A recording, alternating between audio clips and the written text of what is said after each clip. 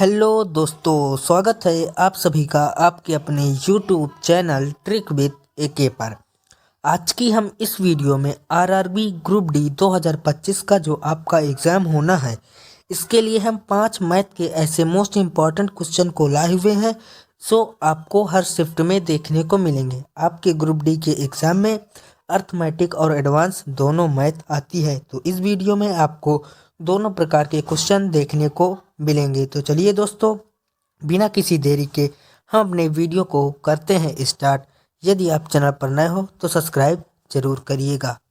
कि 25,000 की राशि पर 12% वार्षिक दर से 3 वर्ष बाद चक्रवृद्धि ब्याज कितना होगा, जबकि ब्याज वार्षिक रूप से चक्रवृद्धि होता है। जब भी आपको 3 वर्ष के लिए चक्रवृद्धि ब्याज ज्ञात करना हो तो आपको एक गोल्डन रेशियो याद रखना है। इसी रेशियो से आप इस क्वेश्चन को बहुत ही आसान तरीके से सॉल्व कर पाएंगे। गोल्डन रेशियो है 3:3:3:1। ये आपको हमेशा अपने ध्यान में रखना है जब भी 3 वर्ष का हमें ज्ञात करना हो चक्रवृद्धि ब्याज।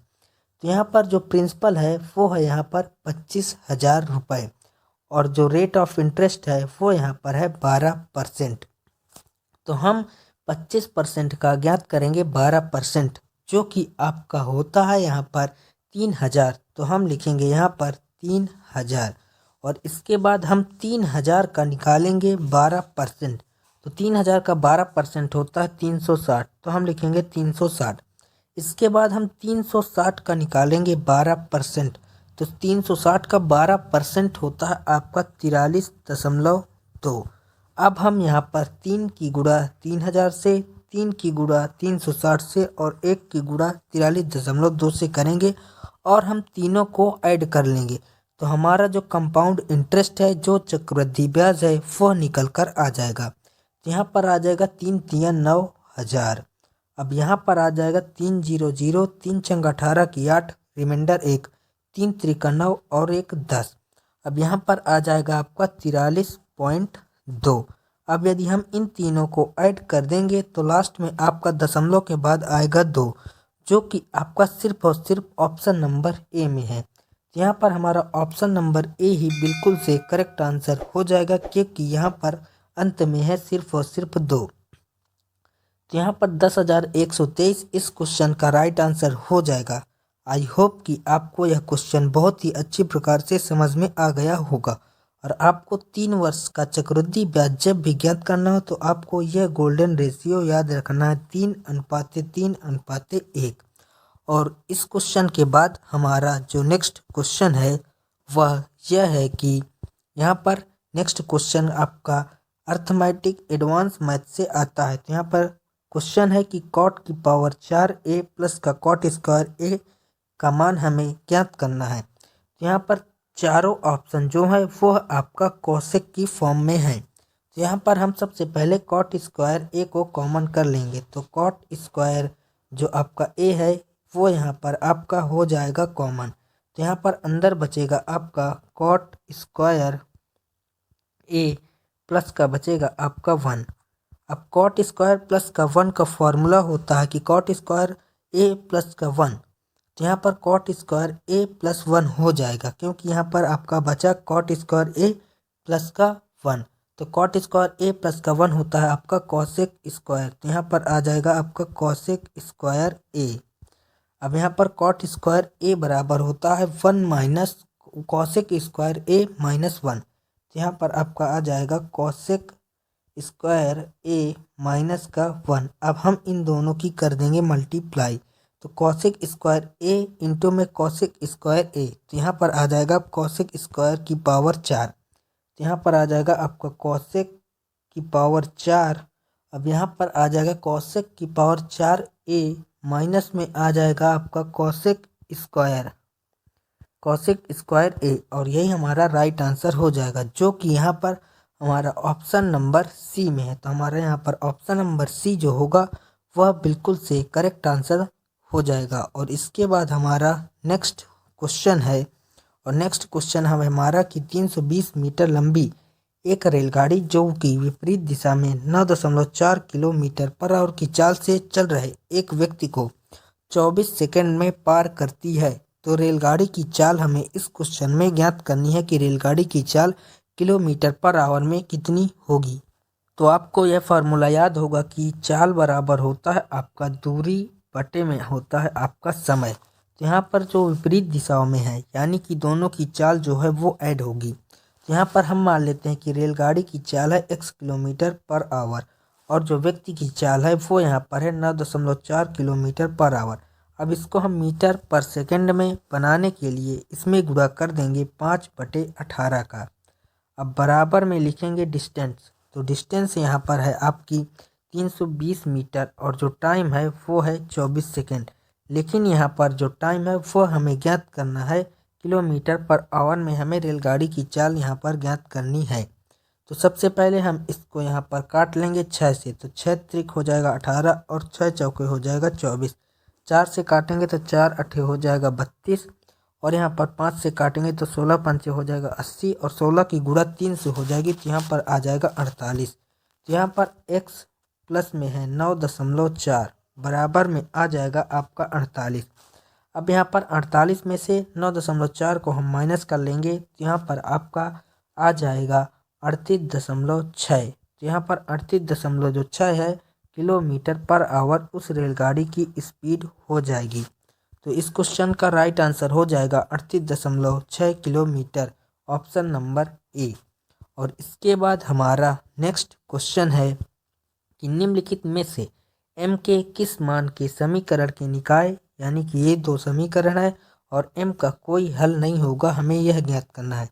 जब भी दो समीकरण के कोई हल नहीं होते हैं यानी कि वह दोनों संख्याएं पैरेलल होती हैं। यदि ये दोनों संख्या एक दूसरे को प्रतिच्छेदित करती तो यहाँ पर हो जाते आपके हल। लेकिन यहाँ पर ये दोनों रेखाएं एक दूसरे को किसी भी बिंदु पर प्रतिच्छेदित नहीं करती तो यहाँ पर इसके कोई भी हल नहीं होगा। यानी कि यहाँ पर x और y का जो रेशियो होगा वो होगा बराबर। तो हम यहाँ पर x और y का रेशियो कर लेंगे बराबर। तो x का गुणांक है यहाँ पर 18 और यहाँ पर x का गुणांक है 7 बराबर y का गुणांक है -72 और जो यहाँ पर है दूसरे वाले समीकरण में y का गुणांक वो है m, वो भी माइनस का। अब यहाँ पर हम इसको सॉल्व कर लेंगे तो माइनस से माइनस कैंसिल हो जाएगा। 18 चौके हो जाएगा 72 और m का मान आ जाएगा 4 सत्ते 28। तो यहाँ पर m का मान आ जाएगा 28। तो इस क्वेश्चन का राइट आंसर हो जाएगा 28, ऑप्शन नंबर डी। इसके बाद नेक्स्ट क्वेश्चन है कि यदि समीकरण x² माइनस का 14x प्लस का 3k बराबर में है 0 की मूलों का वर्गों का योग है 100 तो हमें ज्ञात करना है k का मान क्या होगा। तो मान लेते हैं इस समीकरण के मूल है अल्फा और बीटा तो उनके वर्ग यानी कि अल्फा स्क्वायर प्लस का बीटा स्क्वायर बराबर दिया गया है यहाँ पर 100। अब हमें ज्ञात है कि यदि हमें अल्फा प्लस बीटा का मान ज्ञात करना हो यानी कि दो मूलों का योग ज्ञात करना हो तो उसका फार्मूला होता है माइनस का b अपान में a। तो माइनस, अब यहाँ पर b का मान है -14 तो यहाँ पर आ जाएगा -14 अपान में आ जाएगा a। तो a का मान यहाँ पर है 1। तो यहाँ पर जो अल्फा प्लस बीटा का मान आ जाएगा वो आ जाएगा 14 यानी कि यहाँ पर अल्फा प्लस बीटा का मान आ गया यहाँ पर 14। अब हमें दो संख्याएं ऐसी फाइंड आउट करनी है जिनका स्क्वायर करने पर आ जाए 100 और योग करने पर आ जाए 14। तो यहाँ पर अल्फ़ा का मान आ जाएगा आपका 8 और बीटा का मान आ जाएगा 6 क्योंकि 8 का स्क्वायर होता है 64 और 6 का स्क्वायर होता है यहाँ पर 36। अब दोनों को जोड़ देंगे तो हो जाएगा 100 यानी कि अल्फ़ा का मान आ जाएगा 8 और बीटा का मान आ जाएगा 6। अब हमें यहाँ पर ज्ञात करना है के का मान। तो हमें अल्फ़ा इंटू बीटा का भी फार्मूला पता है यानी कि अल्फ़ा इंटू बीटा बराबर होता है आपका c अपान में होता है आपका a। c अपान में हो जाएगा a तो अल्फ़ा इंटू बीटा हो जाएगा 8 गुणा 6 और बराबर में आ जाएगा c की जगह यहाँ पर आपका है 3k यानी कि c की जगह है आपका 3k। यहाँ पर आ जाएगा आपका 3k। अब यहाँ पर 3 से इसको काट लेंगे तो 3 दूना 6 हो जाएगा और 8 दूना हो जाएगा 16 तो के का मान यहाँ पर आ जाएगा 16। तो यहाँ पर हमें के का ही मान ज्ञात करना था तो के का मान आ जाएगा 16। तो इसका आंसर हो जाएगा ऑप्शन नंबर बी कि 15,245 में अनुगामी शून्यों की संख्या हमें ज्ञात करनी है कि अंत में कितने शून्य हमें प्राप्त होंगे। तो यहाँ पर इस क्वेश्चन को भी हम ट्रिक के माध्यम से सॉल्व करना सीखेंगे। ट्रिक यह है कि यहाँ पर लिखा है 15,245, तो लिखेंगे हम 15,245। अब इसको हम काटेंगे शुरू से 5 से, तो 5 से काटेंगे तो 5 तिया 15 होगा और यहाँ पर आ जाएगा 5 चौके 20 और हो जाएगा 5 नवा 45। फिर से इसको 5 से ही काटेंगे कि 5 छक्का 30 और यहाँ पर आ जाएगा 5 नवा 45। फिर से इसको हम 5 से काटेंगे तो 5 एका नम 5 होगा, 5 दूना 10 और 5 एका नम 5। जो बच रहा है उसे बचने देना, हमें सिर्फ और सिर्फ इसे 5 से काटते जाना है जब तक 5 से कटेगा। फिर से इसको हम 5 से काटेंगे तो यहाँ पर आ जाएगा आपका 5 दूना 10 और 5 चौके 20 और फिर से इसको 5 से काटेंगे तो यहाँ पर आ जाएगा आपके 5 चौके 20। अब यह 5 से नहीं कटेगा। अब हमें करना क्या है कि यहाँ से लेकर इन सभी का हमें कर लेना है योग और यही होगी अंत में शून्यों की संख्या। तो आइए हम इसका यदि योग कर लें, यानी कि 3049 प्लस में 609 प्लस में 121 और प्लस में 24 और प्लस में 4 करेंगे। यदि हम इन सब को जोड़ लेंगे तो हमारा आंसर आ जाएगा आपका 3807, यानी कि अंत में जो शून्यों की संख्या होगी वो हो जाएगी 3807। तो इस क्वेश्चन का राइट आंसर होगा option number B 3807। So I hope कि आपको यह क्वेश्चन बहुत ही अच्छी प्रकार से समझ में आ गया होगा। इसके बाद हमारा नेक्स्ट क्वेश्चन है कि वास्तविक भाग किए बिना इस संख्या को 9 से भाग देने पर हमें ज्ञात करना है कि शेषफल कितना होगा। तो यहाँ पर संख्या है 28, फिर है 73 और फिर है 54 और फिर है 29।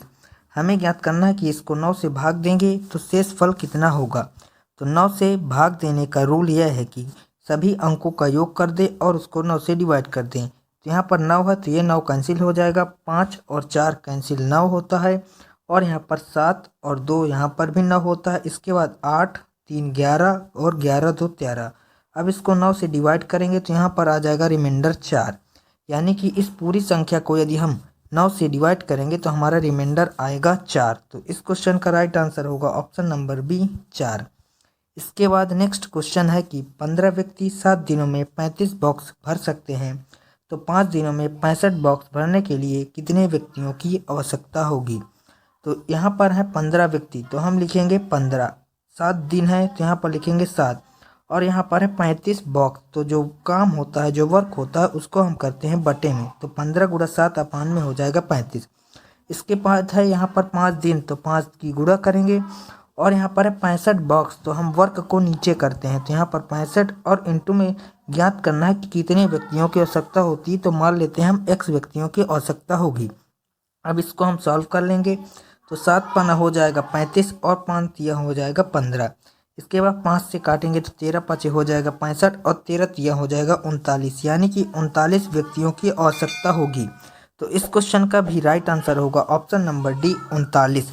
सो आई होप कि आपको यह क्वेश्चन भी बहुत ही अच्छी प्रकार से समझ में आ गया होगा। यदि आप लोगों को वीडियो अच्छी लग रही हो तो प्लीज़ वीडियो को लाइक जरूर कर दें। इसके बाद नेक्स्ट क्वेश्चन है कि 10 पुरुष किसी कार्य को 18 दिनों में कंप्लीट कर लेते हैं, यानी कि 10 पुरुष हैं और उस कार्य को 18 दिनों में कंप्लीट कर देते हैं, तो ये हमारा हो जाएगा टोटल वर्क। इसके बाद 6 दिन बाद 5 और पुरुष उनके साथ कार्य में शामिल हो जाते हैं, तो 6 दिनों तक तो 10 पुरुष काम करेंगे ही करेंगे, तो 6 इंटू में हो जाएगा 10 और फिर लगा देंगे प्लस। इसके बाद 6 दिन बाद 5 पुरुष और आ जाते हैं, तो पहले थे 10, 5 और आ गए तो हो जाएंगे 15। अब हमें ज्ञात करना है कि कितने दिनों में कंप्लीट कर लेते हैं, तो मान लेते हैं x दिनों में कंप्लीट कर लेंगे। तो 18 का गुणा 10 में होगा तो यहाँ पर आ जाएगा 180, 6 का गुणा 10 में होगा तो यहाँ पर आ जाएगा 60 और प्लस में 15x। अब यहाँ पर 180 में 60 जाएगा तो आ जाएगा 120 और बराबर में आ जाएगा 15x। अब x का यहाँ से मान निकालेंगे तो 15 अट्ठे हो जाएगा 120, तो यहाँ पर आ जाएगा x का मान 8, यानी कि 8 दिनों में वह काम कंप्लीट हो जाएगा। तो इस क्वेश्चन का राइट आंसर होगा ऑप्शन नंबर ए 8 दिन। इसके बाद जो नेक्स्ट क्वेश्चन है, इस क्वेश्चन का आंसर आप लोगों को बताना है कमेंट बॉक्स में। आज की यह वीडियो आपको कैसी लगी ये भी हमें कमेंट बॉक्स में ज़रूर बताइएगा। वीडियो अच्छी लगी हो तो वीडियो को लाइक करिएगा, चैनल पर नए हो तो सब्सक्राइब जरूर करिएगा। मिलते हैं नेक्स्ट वीडियो में, तब तक के लिए जय हिंद, वंदे मातरम।